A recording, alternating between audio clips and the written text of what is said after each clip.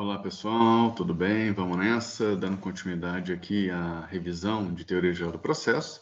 Nessa segunda parte eu vou fazer a análise da segunda prova, tá? Então tem questões aí do diurno, do noturno, certo? Para vocês aí entenderem o que era o correto, o que era incorreto, que vai ajudar aí na preparação para a terceira prova e para o exame para quem tiver que fazer, tá bom? A dinâmica é a mesma. Vou compartilhar aqui as questões e a gente vai comentando. Quando necessário, eu mostro algum dos slides também que eu usei nas aulas, certo? Então, vamos lá. Deixa eu colocar aqui. Vamos lá, então. Olha só, vamos iniciar aqui com a questão número 1, que caiu para analista legislativa da Assembleia Legislativa do Estado do Ceará. Concurso bom, hein? Vamos lá, olha só. Tendo em vista o ordenamento jurídico nacional, é correto afirmar que a jurisdição é um método. Vejamos. Então, lembra daquela ideia do sistema multiportas? Temos várias possibilidades, dentre elas a jurisdição. E a jurisdição se encaixaria em qual possibilidade? Primeiro, gente, de cara, né? A gente vai poder eliminar 3 alternativas, porque a jurisdição é heterocompositiva. Lembrando que a jurisdição pode ser privada, que é a arbitragem, e pode ser estatal, exercida através do Poder Judiciário. Então, não é autocomposição. De cara, já daria para eliminar A, C e D. Né? Autocomposição é quando as próprias partes chegam à solução. Então, seria o caso aí da mediação, da conciliação, certo? Então, vejamos lá. Letra A, autocompositivo. Não, não é. Letra B, heterocompositivo, em que as partes solucionam seu conflito sem a intervenção de qualquer terceiro. Não faz sentido, né? Hétero, outro, significa a intervenção de um terceiro, certo? Que pode ser particular, pode ser privado, ou pode ser o Estado através do juiz, né? Então, a letra B não tem sentido, fala heterocompositivo, mas dá um conceito de autocompositivo. Letra C e D erradas porque é autocompositivo, sobrou a letra E de escola, heterocompositivo, sim, hétero depende de um outro, que depende de terceiro imparcial para solucionar o conflito existente entre as partes. Letra E, correta, tema que foi muito cobrado na primeira prova, também foi cobrado na segunda prova. Se você ainda está com dúvidas, eu sugiro que você assista de novo aquelas aulas que eu coloquei lá da Escola de Direito, naquelas aulas introdutórias que eu explico com muito detalhe, essa ideia de justiça multiportas, autocomposição, heterocomposição, autotutela e por aí vai, tá bom?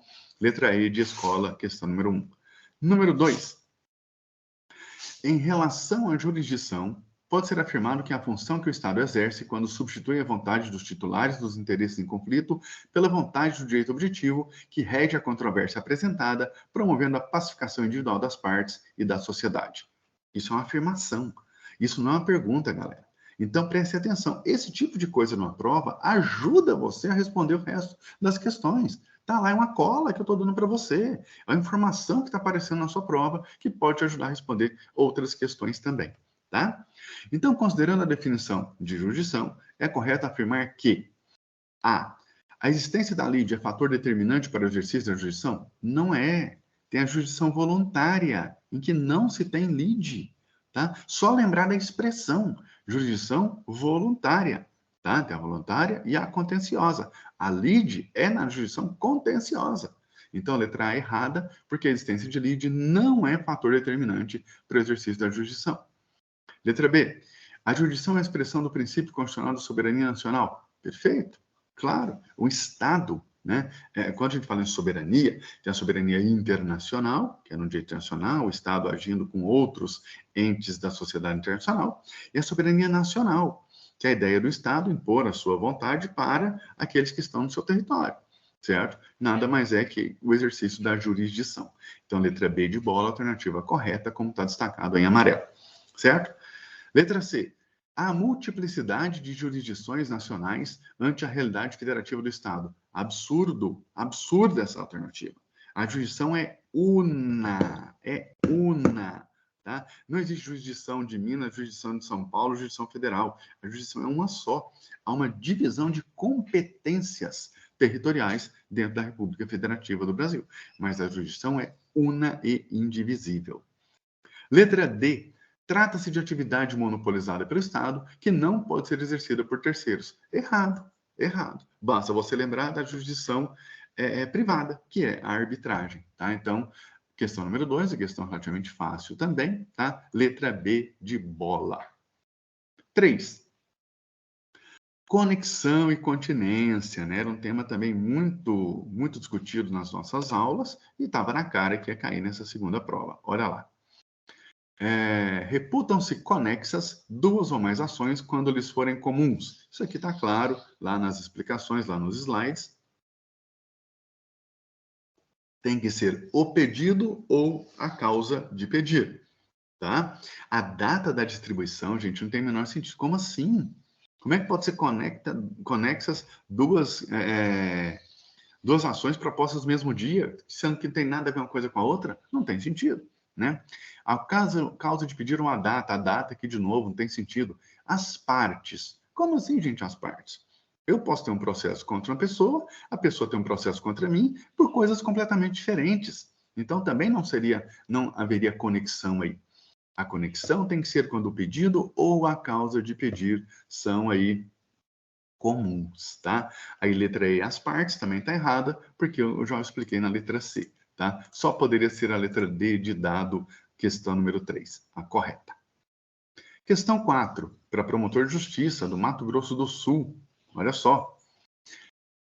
Esse tipo de questão, o enunciado é extenso, geralmente assusta o aluno, né? O aluno já fica com medo. Mas olha só, vamos ver que tem aqui umas coisas absurdas que tornam a questão relativamente fácil. Olha só. De acordo com o CPC de 2015, analise as assertivas e assinale a alternativa correta. 1. Para postular em juízo, é necessário ter interesse e legitimidade? Sim, condições da ação. Tranquilo, tranquilo. Pequenininha, essa aqui não gerava confusão. Aí vem a 2 e a 3, que são extensas, que o aluno poderia se confundir. Olha só. 2. Compete à autoridade judiciária brasileira processar e julgar as ações em que, primeiro, não está falando compete exclusivamente. Não está falando que compete com exclusão de qualquer outra. Então, aqui está falando da competência relativa, né, lá do Código de Processo Civil. Olha só, vejamos. As ações em que o autor, qualquer que seja a sua nacionalidade, estiver domiciliado no Brasil. Certo? Certinho. Letra B. No Brasil tiver de ser cumprida a obrigação. Opa, certo também. Letra C. O fundamento seja fato ocorrido ou ato praticado por brasileiro nato. Como assim, velho? Não tem jeito. Como? O brasileiro nato.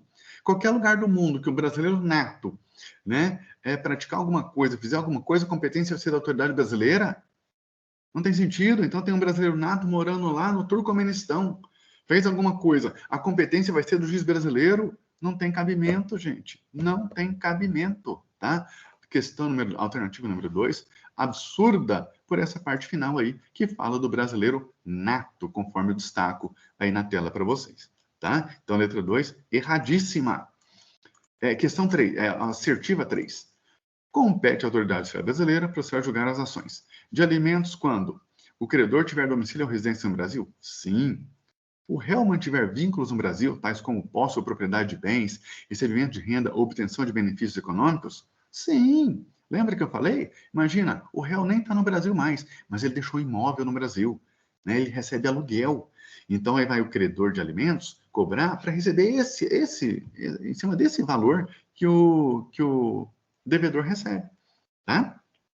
A ideia é ter acesso ao bem da vida, que são aqui, no caso, os alimentos. Então, que seja atingido o patrimônio do réu, mesmo que ele não tenha residência ou domicílio no Brasil. Letra B. Decorrentes de relações de consumo, quando o consumidor tiver domicílio ou residência no Brasil? Sim, eu destaquei na aula até que é uma grande novidade do CPC de 2015, seguindo a jurisprudência antiga. Eu devo ter contado para vocês na aula o caso da Panasonic, de uma filmadora. Se você lembrar bem, vai puxar na cabeça aí que eu contei essa historinha, né? E C, em que as partes, expresso ou tacitamente, se submeterem à jurisdição nacional. Sim, expresso ou tacitamente. A ideia aqui da eleição de foro, né? As partes podem eleger o foro brasileiro para que seja processada a ação deles. Então, assertiva 3, perfeitamente correta. E número 4, dá-se a conexão entre duas ou mais ações quando houver identidade quanto às partes e a causa de pedir, mas o pedido de uma, por ser mais amplo, abrange o das demais. Não, galera, isso aqui é a continência, não é a conexão, tá? Tem que saber distinguir uma coisa da outra. Então, questão número 4, alternativa correta, letra B de bola. Apenas 1 e 3 estão corretas. Questão número 5. Questão número 5. Olha só. Procurador da Prefeitura de Santos, baita concurso também, hein? Só que foi adaptada. Quando está escrito adaptada aqui, é que eu dei uma facilitada. Às vezes tem lá uma alternativa, tem alguma coisa que não foi vista em aula, ou que é muito complexo para o nível do primeiro ano da graduação. Aí eu dou uma facilitada, mas eu coloco ali questão adaptada. Olha só. As partes, através de negócio jurídico processual, podem modificar a competência em razão do valor e do território, elegendo o foro onde será proposta a ação oriunda de direitos e obrigações, sendo certo que, de novo, gente, negócio processual é algo que apareceu em outras partes da prova.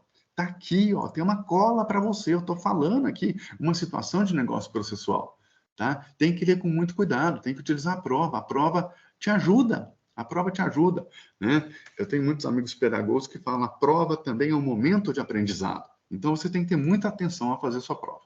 Inclusive, fazer isso aqui que eu estou fazendo com vocês. Pegar as provas que já fizeram, analisar palavra por palavra, com muito cuidado, todas as provas que estão sendo, que você já fez, né?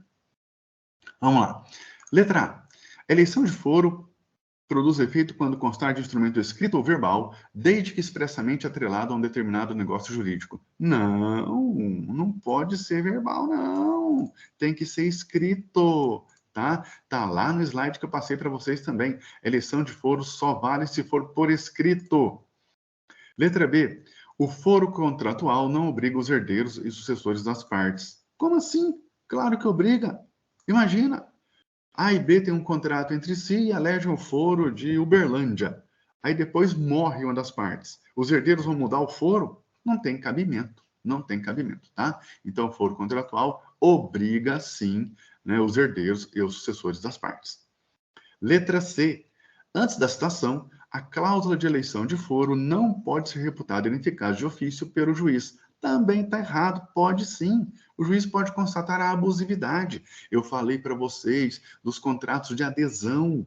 Dei exemplo aí dos contratos de consumo, como da Algar, da CEMIG, né, da Netflix, enfim, dessas empresas de streaming. Dei esses exemplos em sala de aula detalhadamente. Então, só sobrou a letra D, que vai ser a correta, que diz para a gente que, citado, incumbe ao réu alegar a abusividade da cláusula de eleição na contestação sob pena de preclusão. É isso. Então, na primeira oportunidade que o réu vai participar do processo, ele tem que falar, ele tem que contestar ali a chance que ele vai ter de contestar a validade da eleição de foro. Senão, haverá preclusão. Essa questão número 5, pessoal, é de concurso, mas ela está perfeitamente compatível com um dos slides, com o slide que eu falei para vocês sobre esse assunto, que na verdade reproduz o texto da lei. Por isso que é importante você também ler, estudar os artigos que eu destaquei para vocês em aula. Olha lá, isso aqui é o slide. Artigo 63 do CPC. Olha só, gente, como estava aqui quase que a literalidade. Olha o parágrafo primeiro. Eleição de foro só produz efeitos quando constar de instrumento escrito. Alternativa A, falava escrito ou verbal. Está errada. Questão número 3, parágrafo segundo. O foro contratual obriga os herdeiros e sucessores das partes. Literal, literal. Terceiro, antes da citação, a cláusula de eleição de foro, se abusiva, pode ser reputada ineficaz de ofício pelo juiz. Olha aí, gente. E o parágrafo 4º, citado, incumbe ao réu alegar a abusividade da cláusula de eleição de foro na contestação, sob pena de preclusão. Essa questão aqui era a literalidade do artigo 63, que é a literalidade do slide que eu coloquei em aula para vocês. Tem que estudar os slides também, não adianta ficar tirando fotinha dele. Tá? Não adianta estudar só o slide, mas o slide também. O slide é muito importante para você se preparar para as nossas provas. Tá? Pois bem, voltando aqui então, vamos compartilhar de novo aqui as questões. Olha só, então, questão número 5, né? Literalidade aí do CPC, letra D de dado. Questão número 6. Essa aqui também estava muito clara lá nos nossos slides. Vejamos. Em ação de reconhecimento de paternidade, movida pelo menor Eduardo Jefferson, representado por sua mãe, Maria de Lourdes, foi decidido que João das Dores é o pai do menor. Nesta ação específica, o juiz limitou-se ao que for requerido, qual seja, indicar a paternidade e mandar acrescentar o nome do pai no registro civil de nascimento de Eduardo Jefferson. Essa decisão, que reconheceu a paternidade e ordenou o acréscimo do nome do pai no registro civil, tem natureza jurídica? Gente, essa aí nem tem muito o que ler. Só pode ser declaratória. Só pode ser declaratória. Eu vou procurar aqui também nos slides para a gente ver aqui as possibilidades das ações. Quer ver como está muito claro isso? Deixa eu localizar aqui. Tá? Então, deixa eu tirar o compartilhamento e compartilhar agora o slide para você ver como isso apareceu na nossa aula. Olha lá. Declaratória. Certifica a existência ou inexistência de uma relação jurídica ou modo de ser dela. Então, nesse caso, pessoal, o reconhecimento da paternidade é algo que já existia. Já existia, certo? O Eduardo Jefferson não passou a ser filho do, como é que chama aqui? Do João das Dores a partir daquele momento. Ele já era filho. Ele já era filho. Tá? A sentença apenas declarou algo que já existia. Então, com certeza, absoluta aqui, questão número 6, letra C de casa. Tá bom? Bom, a próxima questão também é sobre o mesmo assunto. A próxima questão sobre o mesmo tema aqui, das diferentes formas de tutela jurisdicional. Vejamos aqui o que diz. Olha só. 7. Assinale a alternativa correta. Perguntando aqui sobre as tutelas, né? As formas de tutela. Condenatória, constitutiva. Não é tudo sobre isso não, mas a resposta é, olha lá. A tutela condenatória certifica direito potestativo para, com isso, criar, alterar ou extinguir situações jurídicas concretas. Está errada. Está errada. Essa ideia é da tutela constitutiva, não é da condenatória, tá? Não é da condenatória, mas sim da constitutiva, que é uma outra modalidade de tutela aí cognitiva, né? Lembrando, então, a cognitiva pode ser condenatória, constitutiva ou declaratória. Nós temos a tutela cognitiva, executiva e cautelar. E a cognitiva, ou de conhecimento, se divide nessas 3 possibilidades, dependendo do pedido, né? dependendo do que se busca naquela tutela. Tá? Letra B. Na demanda, o pedido imediato corresponde ao bem da vida pretendido, seja ele material ou imaterial. Errado, exatamente o contrário. Esse é o pedido imediato. Eu até dei aqui uma dica para você lembrar. O pedido imediato é aquele que está perto do juiz, está na mão do juiz, é o que consta no processo. Né? É o pedido processual. E o pedido imediato é o bem da vida que está mais distante. Letra C. Nos casos de carência de ação, tem-se a extinção do processo com julgamento de mérito. Não, gente, não. Julgamento do mérito é o julgamento do pedido. Se houve carência da ação, o juiz nem vai analisar o pedido, tá? Então, tem-se a extinção do processo sem o julgamento de mérito.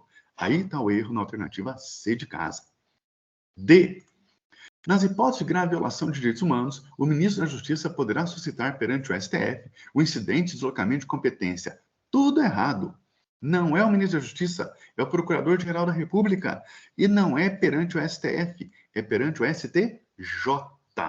Tá? Tema muito importante aí no estudo dos direitos humanos, certo? O incidente de deslocamento de competência é a atribuição do Procurador-Geral da República que faz o pedido ao STJ. Tá? Então, a alternativa D também, 2 erros muito graves. E E de escola, por fim, a alternativa correta, que já tinha caído na prova anterior também, né?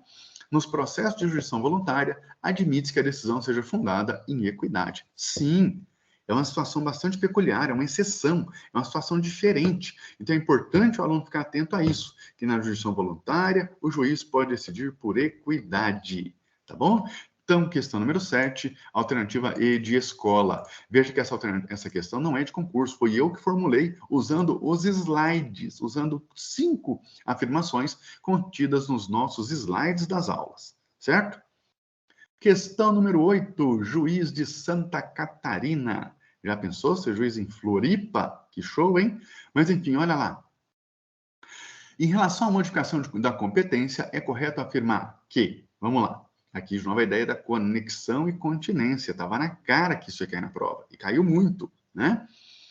Quando houver continência e a ação continente tiver sido proposta anteriormente, no processo relativo à ação contida, será proferida sentença sem resolução do mérito. Caso contrário, as ações serão necessariamente reunidas. Exatamente também conforme nos nossos slides. Tá? Ou tem reunião, ou então decide-se uma das ações sem a resolução do mérito. Tá? Letra B. Reputam-se conexas duas ou mais ações quando lhes for comum pedido ou às partes, o que deve ser verificado pelo juiz no caso concreto. Tá? Alternativa incorreta, porque não é as partes, não vale se as partes forem comuns. Tem que ser o pedido ou a causa de pedir. Tá? Então, alternativa B, incorreta sobre conexão. Letra C de casa.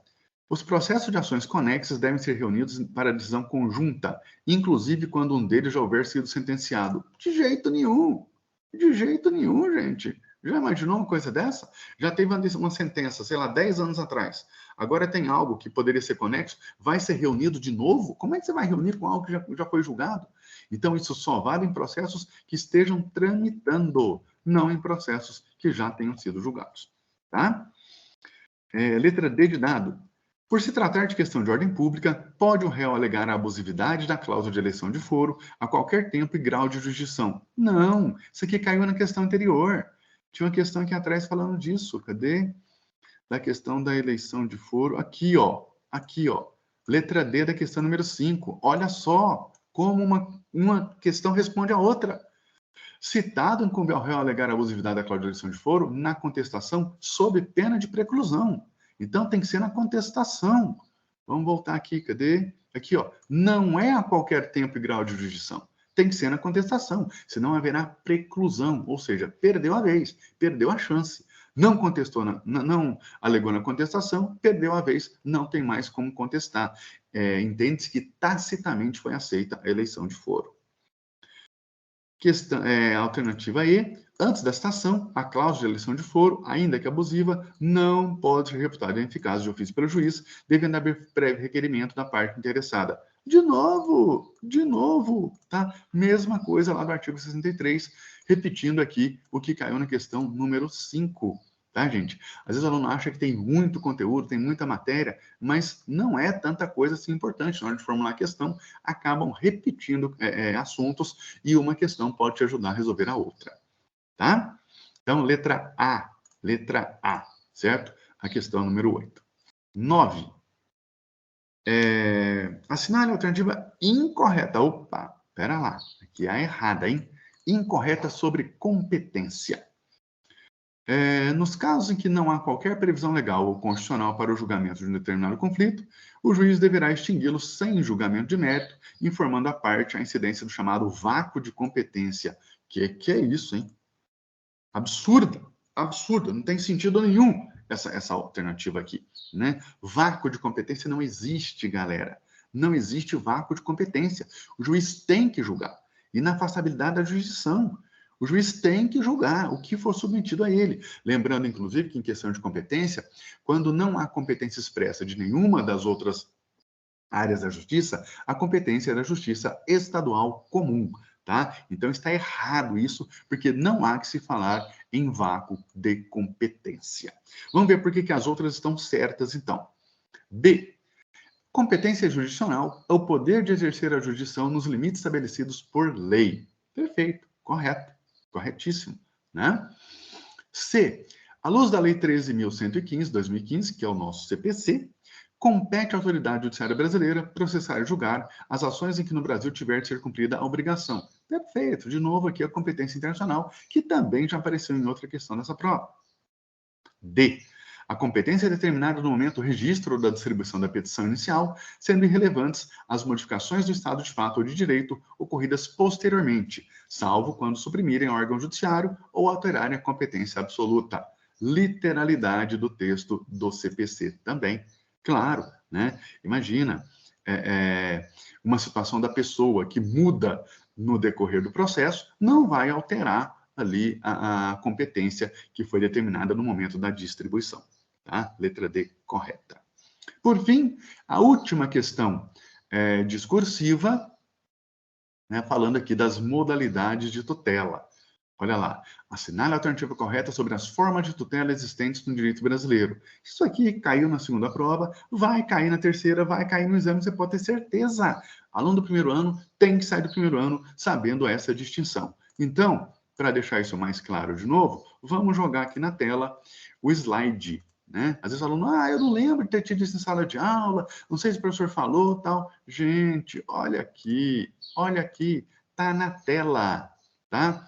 Tutela cognitiva ou de conhecimento, que pode ser condenatória, constitutiva ou declaratória, certo? No outro slide, a tutela executiva e a tutela cautelar, tá? Tem que ter muito cuidado com isso. Eu estou colocando isso aqui devagar, estou deixando na tela para que você leia, dê um pause aí, confira isso aqui com bastante cuidado, porque é um tema extremamente importante que está nessa questão número 10, já apareceu em outras questões nessa prova também e deve aparecer na sua terceira prova e eventualmente no exame. Vamos voltar aqui então ao compartilhamento da questão para a gente ver direitinho. Olha só, janela aqui. Compartilhado então, olha lá. Assinale a alternativa correta sobre as formas de tutela existentes no direito brasileiro. A. A tutela de conhecimento pode ser condenatória, constitutiva e executória. Não. A tutela de conhecimento pode ser condenatória, constitutiva e declaratória. A executória ou executiva é outra modalidade de tutela. Então, repito, tem cognitiva, que é a mesma coisa que de conhecimento, executiva e cautelar. São três diferenças, três modalidades. Só que a cognitiva se divide em condenatória, constitutiva e declaratória. Letra B. A tutela constitutiva busca certificar a existência ou inexistência de uma relação ou modo de ser dela. Não, gente, essa é a declaratória. Essa é a declaratória. Lembra da questão aqui do Eduardo Jefferson? Essa questão aqui, ó, falava do Eduardo Jefferson. Era exatamente essa ideia. Tá? Se você tiver feito com muita atenção a questão número 6, tiver acertado que ela é declaratória, você já eliminaria de cara essa alternativa B da questão número 10. C de casa. A tutela cautelar visa a preservação do direito material a ser futuramente certificado ou efetivado, resguardando o resultado útil de tutela de conhecimento ou execução. Gente, eu copiei isso do slide, exatamente isso que está lá no livro, inclusive, do Cândido Rangel Dinamarco, que eu indiquei para vocês. Tá? Literalidade do slide, alternativa correta, C de casa. Letra D de dado. A tutela executiva certifica direito potestativo para, com isso, criar, alterar ou extinguir situações jurídicas. Não, gente, não é executiva. É a cognitiva constitutiva. Vai criar algo novo, como um divórcio, como a revisão de um contrato, tá? E letra E de escola, a tutela condenatória visa a efetivação de direito material à prestação, certificado de título judicial ou extrajudicial, com força executiva atribuída em lei. Não, gente. Se tem título executivo, tá? Só pode ser a tutela executiva ou executória, certo? Não vamos fazer essa confusão. Tem palavras-chave aqui para você associar uma ou outra tutela. Então, questão número 10, letra C de casa, tá? Bom, prosseguindo aqui, então, dando continuidade, vamos dar uma olhadinha rápida aqui nas questões de múltipla escolha. Tá? Nas questões de múltipla escolha... Desculpa, nas questões discursivas, né? Que falam aqui a primeira delas, falando das condições da ação. Gente, condições da ação também é uma matéria muito básica. Não, básica não estou dizendo que seja fácil, é uma matéria muito importante, que cai nos concursos mais complexos que você puder imaginar, até concurso de analista, técnico ou prova da OAB, por exemplo. Tá? Então, olha lá. Questão número 11. Explique o que se deve entender por interesse de agir e analise as três formas pelas quais ele se manifesta. Gente, de novo, era um slide de presente para você, tá? Olha só aqui. O que eu queria nessa resposta? Tá aí, ó. Uma das condições de ação é o interesse de agir. Né? A gente já viu que são, no novo CPC, a legitimidade, a de causa e o interesse de agir, certo? E eu queria saber, eu pedir para você na questão discursiva que você dissesse como deve ser entendido e como se manifesta o interesse de agir. Tá aí, galera. Interesse utilidade, interesse necessidade e interesse adequação. Pelo interesse e utilidade, a tutela tem que trazer vantagens para a parte, né? Tem que ser útil para a parte. Olha o nome, tem que ser útil. Tem que ser necessária, gente. Não pode ter outra forma para se conseguir aquilo. Tem que ser através daquela ação. Então, há um interesse e necessidade. E, por fim, tem que ser adequado. Tá? A parte tem que usar o meio adequado de provocar a jurisdição para atingir o seu objetivo aqui. Então, interesse, adequação. Essa era a resposta, tá? Teve gente que acertou aqui escrevendo isso em pouquíssimas linhas, teve gente que usou as 10 linhas e acabou se confundindo, deu uma resposta que não tinha nenhum sentido, tá bom? A outra questão, então, a outra questão discursiva dessa prova, deixa eu ver aqui, era então sobre tutela cognitiva. De novo, foram 2 ou 3 questões de múltipla escolha e mais uma questão agora discursiva falando sobre as formas de tutela, né? Que eu falei para você, algo extremamente importante. Então, perguntava sobre a tutela cognitiva. Tá lá no slide que eu passei para vocês também. Já mostrei agora há pouco. Lê de novo, não pula não. Não pula não, lê de novo aqui o slide. Tutela cognitiva, então, ou de conhecimento, né? Suas 3 possibilidades. É a condenatória. Condenatória vem de condenação, gente. Condena alguém a alguma coisa, né? Olha aí o conceito do Dinamarco. Certifica direito a uma prestação de fazer, não fazer, pagar quantia ou dar coisa distinta de dinheiro, autorizando, em caso de inadimplemento, sua imediata execução com as providências materiais para tanto. Então, condenatória, condena alguém a uma prestação, tá? De fazer, não fazer, pagar dinheiro ou dar outra coisa que não seja dinheiro. Pode ser constitutiva, constitui, cria algo novo, certo? Cria, altera alguma coisa, muda, né? A relação jurídica. Olha só, então certifica direito potestativo para, com isso, criar, alterar ou extinguir situações jurídicas. E ainda a tutela cognitiva declaratória. O caso lá da investigação de paternidade, de uma das questões que eu analisei com vocês, que certifica a existência ou inexistência de uma relação jurídica ou modo de ser daquela relação jurídica. Certo, pessoal? Bom, era isso então.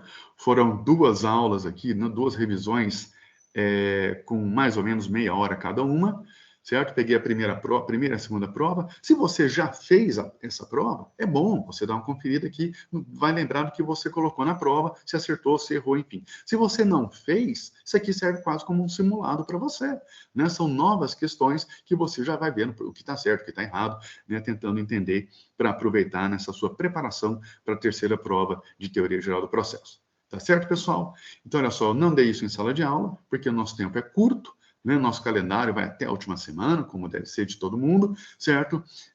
Mas, infelizmente, não havia tempo hábil para fazer essa revisão em sala de aula. Eu acho que isso aqui pode ajudá-los bastante, né? Aproveitem aí e compartilhem com os colegas da sala, avisem, né? Já que a prova está chegando. Um abraço, boa prova e até a próxima, pessoal.